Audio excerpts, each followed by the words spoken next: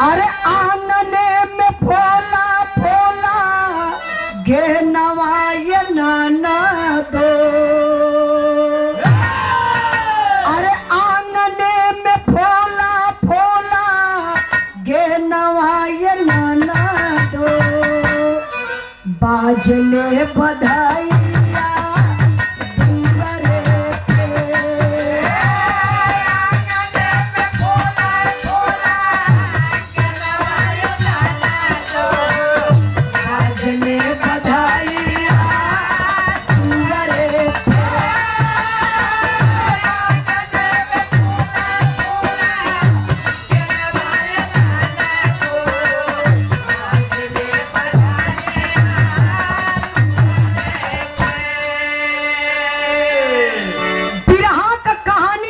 शुरू हो गई। आप लोग कहानी पर ध्यान दें। हर एक इंसान के जिंदगी में ऐसा समय आवेला। एक बार का बात, विक्रमादित्य राजा सुतला में सपना देखलन कि हम कौने जन्म का ऐसा कर्तव्य कमाई कैले बनी कि ए जन्म में राजा बन गई। ना समझ पौले, निमंत्रण भेजवा के बड़े बड़े विद्वानों को अपने दरबार में बुला लेते हैं। दरबार ऐसे लगल बा, विक्रमादित्य राजा का सवाल हो। पूछत हुए कि अरे मेरे नगरवासियों, मेरा यही सवाल है, मैं पहले जन्म का कौन ऐसा कर्तव्य कमाई किया हूं जो इस जन्म में मैं राजा बन गया। पूरा दरबार में खाली हो गया। वही दरबार में एक बुढ़ा आदमी, बड़ा विद्वान, कवि जी इतना पूरा नहीं आ रहा है।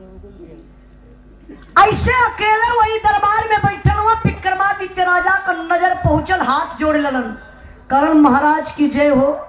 सरकार आप बतैबा का कि हम पहले जन्म को कौन ऐसा कर्तव्य कमाई कैले बनी जौन ए जन्म में राजा बन गई।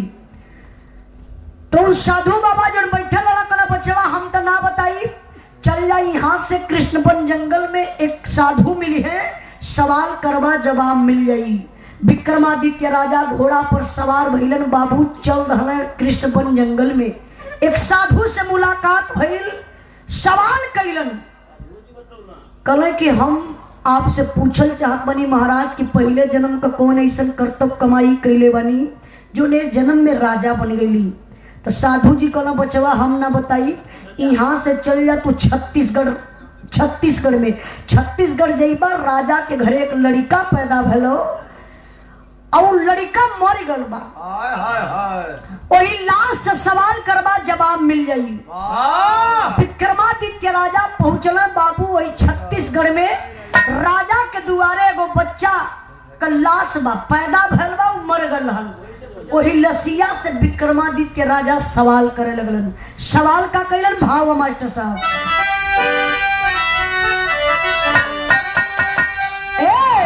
अरे छत्तीसगढ़ जाई जब देख राजा ज्ञानिया। छत्तीसगढ़ जाई जब देख राजा ज्ञानिया। लसिया धैला बा दुआरे पे।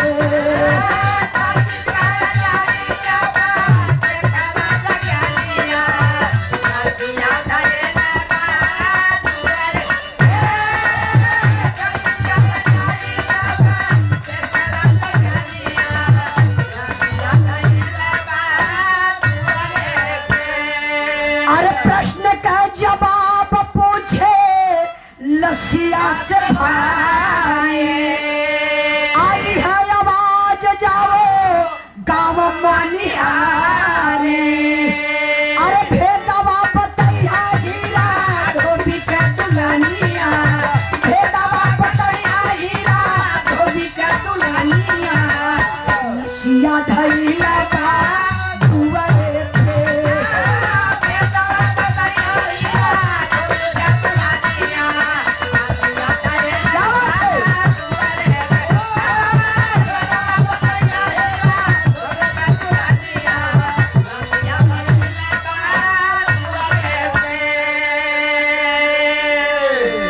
ध्यान यार रहे, बस 10 मिनट, ज्यादा भी ना लेवे।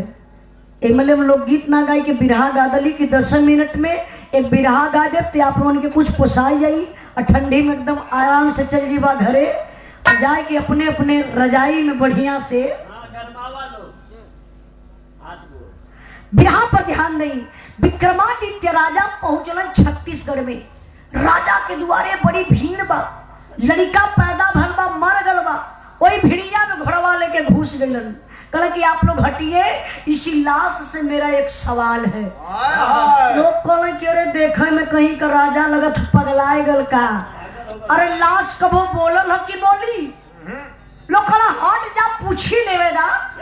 विक्रमादित्य राजा वही लसिया से सवाल केले कि ये लाश तू हमके बता दा, हम पहले जन्म का कौन ऐसन करतब कमाई कैले बनी ए जन्म में राजा बन गईली। लाश तो बोली ना लाश कभी बोलल बा। आकाशवाणी हुई, एक आवाज आई, हम नहीं बताएंगे। आप यहाँ से चले जाइए मनिहारी गांव में एक हीरा नाम का धोबी हो, उनकर धोबिनिया वही धोबी घाट पर कपड़ा धोवत मिली, सवाल करवा जवाब मिल जाई।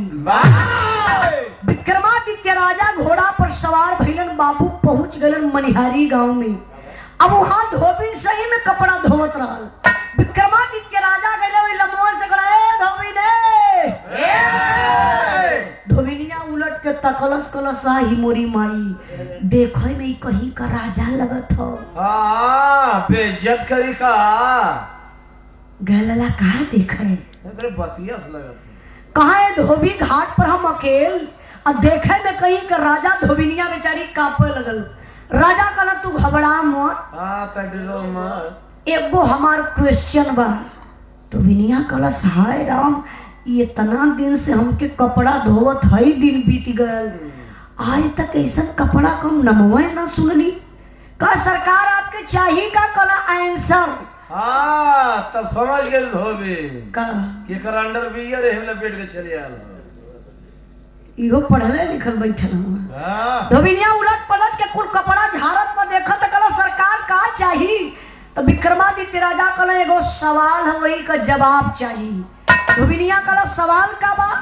कहला हम पहले जन्म का कौन ऐसा करतब कमाई कैले बानी कि ए जन्म में राजा बन गईली। तब धोबिनिया मुस्कियाए लगल। मुस्कियाई के वही धोबी घाट पर कपड़ा अपन जो पुरान कपड़ा लस्ता रहल ऐसे बिछा दलस। कहला सरकार बैठा, अपने पहले जन्म का बात सुना। बड़ी ऊंची बात धोबी ने बतावत बा, तर्ज बड़ी बढ़िया लगल बा मास्टर साहब।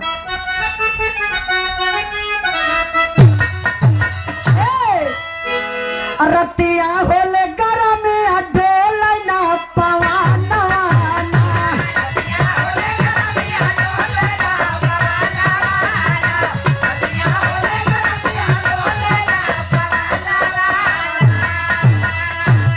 भाव पर ध्यान दे। धोबी बतावत बा का कहस? धोबी घाट पे बोली राजा से धोबी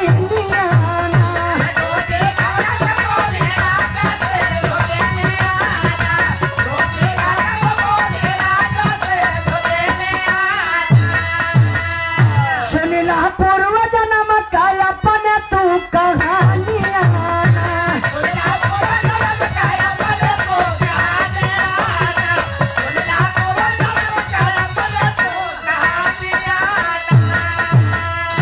सुनीला पूर्व जन्म का हाल रहला तू मुसहर कराल।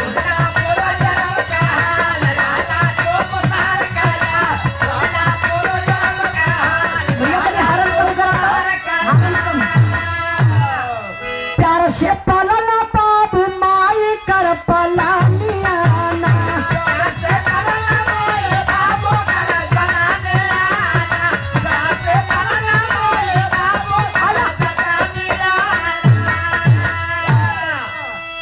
धोबिनिया कले सरकार पहला वाला जन्म तोहर मुसहर कर रहल। राजा कलो अरे हम मुसहर? धोबिनिया कले तने ना, आपके पूरे परिवार का बात हम बतावे के बैठल बनी कि पूरे परिवार के बारे में तोहरे बताई। पहला जन्म तोहर मुसहर के, तोहर माई, तोहर बाबू, तोहर भाई, तोहर बहिन, ई तोहर परिवार रहल।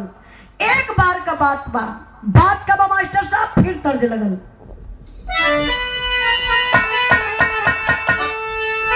और पर के गोतिनिया मारलस, और पर के गोतिनिया मारलस, तनवा का बतिया पतिया रोई रोई, पतिया रोई रोई ना, लिखवा राजा मतिया पतिया रोई रोई ना।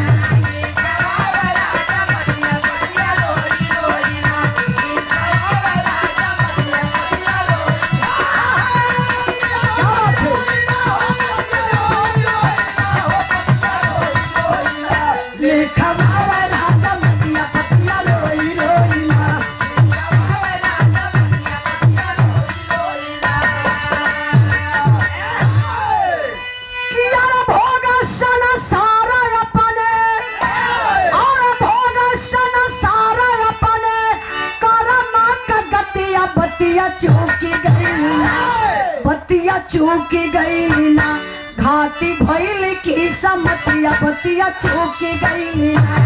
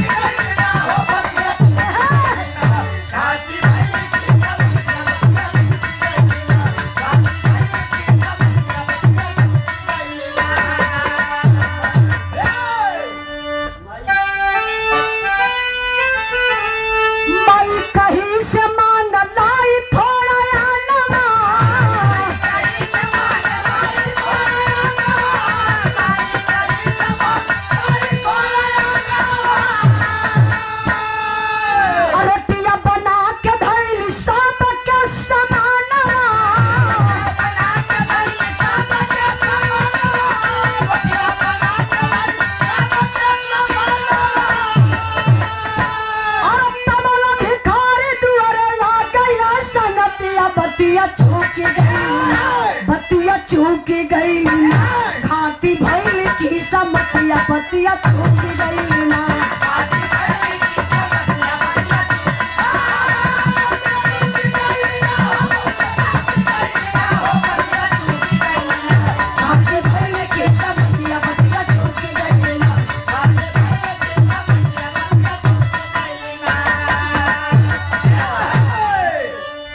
धोबिनिया कल सरकार एक बार का बात बार राज में सूखा पड़ गल, तबाही मच गई, भूखन प्यासन जीव जंत इंसान सब लोग परेशान हो गल। लेकिन तोहार माई कहीं बड़ा दूर गईली, थोड़ा से अनाज लेके अली, और के पीस के पोई के रोटी बना दहली, और वह रोटिया तोहार पूरे परिवार का लोग बैठल लाल खाए बदे। यतने में तो तोहरे पूरे परिवार का किस्मतिये बिगड़ गई। अच्छा, किस्मत कैसे बिगड़त है?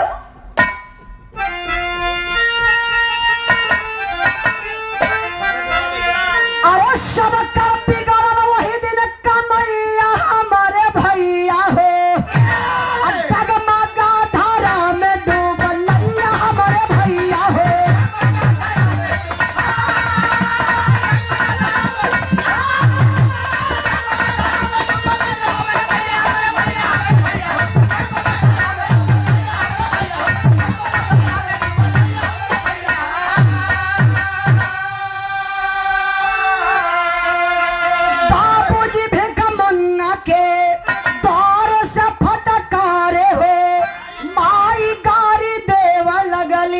छोटा का भैया डंडा मारे हो, अरे क्रोध में आके कहली वैसा मैया हमारे भैया हो, गंदा कतहु खा जाते मुदैया हमारे भैया हो।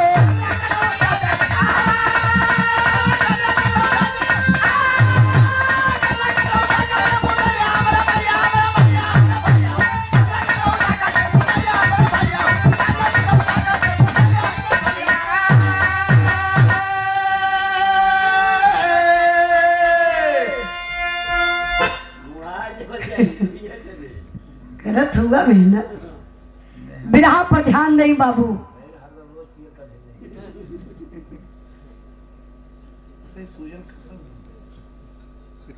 दुनिया का वैद्य जी है वहाँ देखा यही हम लड़का तो कर रोज एक शीशी मारल कर शीशी मरी है तो बिरहा का कोई है अरे फिट रहे दर्दिया खत्म हो जाए बिरहा पर ध्यान दई धुबिनिया करा सरकार रोटी तो हर परिवार बैठल लाल खाए बदे इतने में एगो भिखारी आयल जब भिखारी आयल तो रोटिया देखलस खात तो हथवा इसे बढ़ा दलस कलस अरे बचवा रोटी खात हुआ लोगन आधा टुकड़ा रोटिया दे देता तो हम खा लेती बड़ा तेज हमरे भूख लगल बा कई दिन का भूखायल बानी इतने में तो तोहरे पूरे परिवार का किस्मतिये बिगड़ गई अब तोहर किस्मत जागी गई। अब राजा इत्मीनान से बैठ गई कहले कि हम अपन बात पूछे अली आई धोबिनिया पूरे परिवार को बायोडाटा लेके बैठल हो पूरे परिवार के बारे में बतावत बा तो राजा बैठल वो फिर पूछल कि अच्छा हमारे परिवार के बारे में तू जानत हो तो पहले मेरे परिवार के बारे में बता दा तब धोबिनिया बतावत बा अच्छा बतावत का बा बिरहा में 4 लाइन बड़ा इंपॉर्टेंट लाइन बा ये 4 लाइन के दिल और दिमाग से आप लोग सुन ली है पूरा बिरहा समझ में आ जाएगी कि हम बिरहा काहे बदे गौली है ये बिरहा आप लोगन पर भी सूट करी कैसे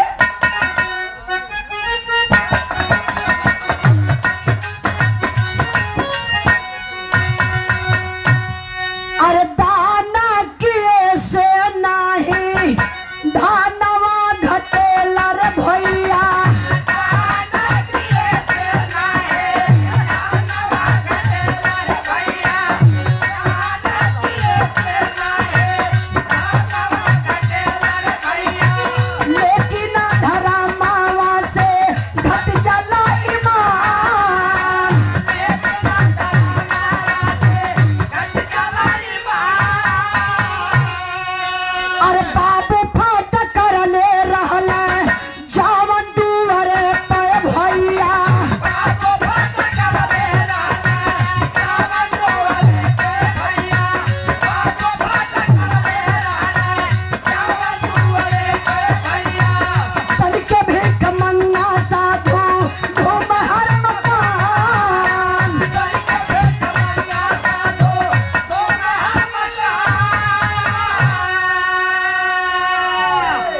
आप लोग भैया वही कैला सुने का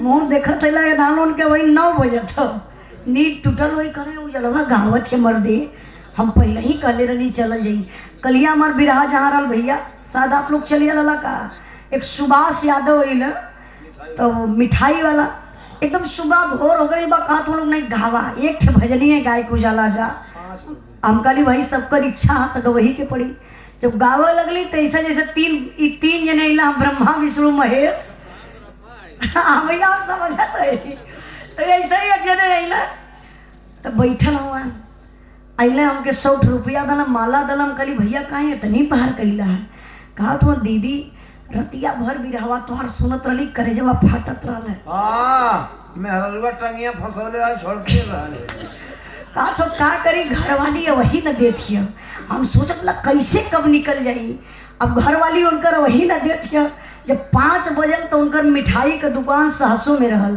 कहा अब मिठाई के दुकान के बहाने वहां से घर से निकलने के हम जाला दुकानी पर दुकान ना खोल के आए के बिरहा में बैठ गई ना कहला दीदी बढ़िया भल कि तू भजनिया गा दरू हम सुन लाली नहीं तो अबो कैली अब बिना सुनले हमके फिर जाए के का आत्मा भटकत मरले के बाद उनका तो देखी ब्रह्मा विष्णु महेश वही कैला अच्छा लगल भैया बैठ जा सुन ला यही से सुन ला अब कहना देखा पैसा सा देने की ना सब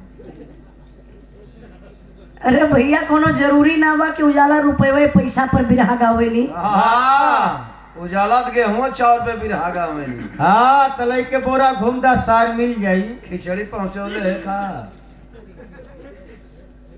बोले में बड़ा तेज हुआ सकलिए रहकर और कुछ बिगड़ जाइए। अच्छा आपका भैया ना नहीं अजय यादव भैया जो अध्यक्ष जी हम उपाध्यक्ष जी नहीं खातरनी है ना कि इनके महाराज इनके राजा कहो कहती नहीं हुई है।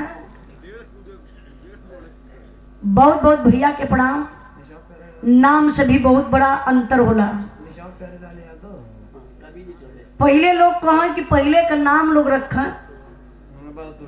तो पहले का नाम घुरहू, कतवारू, निरहू, ढकेलू, खेदू लखेदू चहेटू। अब बौड़म, ये मेरे आजो का नाम ले लेना, इनकी आजा का नाम बौड़म हो। तुम्हारे आजा का नाम खेदू हो। पहले का नाम ऐसा रखा, लेकिन आज के जमाना में मॉडल नाम, फैशन का नाम जान तो कहा हो, Tinku, Mintu, Pintu, Sintu. Tyre, tube, puncture, fast. इनके पोता का नाम है बुलटिया। कहे करे बुलटवा कहाँ हो, कहे कि नहीं कि बुलटिया लगला है, बुलट बेटा पोता का नाम रख दल।